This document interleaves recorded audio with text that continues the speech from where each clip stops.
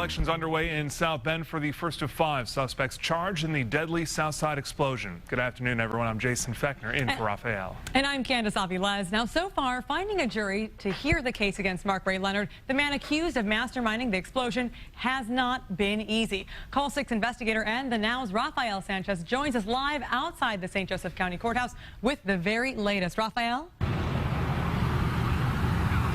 We are live outside of the South Bend Courthouse here, the St. Joe County Courthouse, and Candace and Jason, they're having a hard time, as you mentioned, finding a jury. In fact, after Mark Ray Leonard's defense lawyers told the jury pool gathered inside behind me that he attempted to hire a hitman to kill a witness, you could hear that jury pool just gasp. In fact, that jury pool turned on the defense quicker than an Indy car.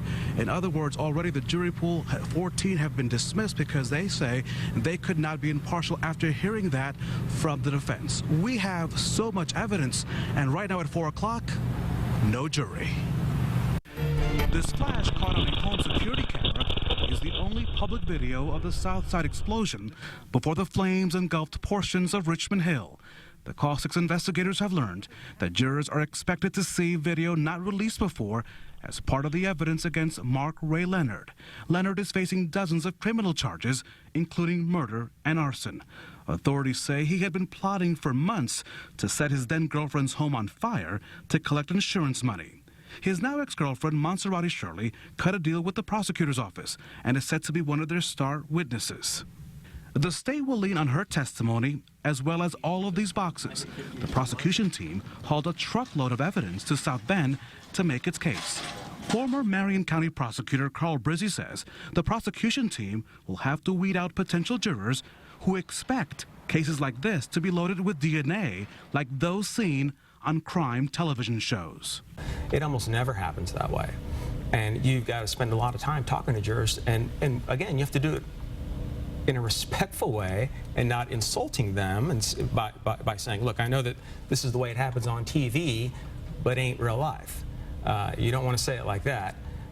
You've got to explain that science is great, and when science works and it's applicable to a case, we're going to present it to you, but a lot of times there's not a fingerprint, there's not a smoking gun. A lot of times it's just a bunch of circumstantial evidence, which is real evidence, but you've got to string it all together as the prosecutor to make it meet that high burden that we discussed. So let me take you inside my reporter's notes. I've been writing a lot of notes while inside for the past 4 hours. Let me tell you about the jury. We began the day with 56 jurors. 14 have already been dismissed. Among them, juror number 14, who said he's a local surgeon. He said that he could not be impartial. He had grave concerns about the case when he heard that Mark Ray Leonard allegedly tried to hire that hitman. Juror number 6 used to be my former news director. She's no longer a news director. I used to work in South Bend, just down the street at the CBS affiliate. She too was dismissed when she told the court that she could not be in any way impartial because of what she's heard. Again, jury selection still continues, still no jurors. At 4:30, if and when they have a jury, if they get one anytime today or tomorrow, how do they track jurors on the panel and their social media? We'll take a look at that big question coming up on the Now Indy at 4:30. Live in South Bend, Raphael Sanchez, RTV6.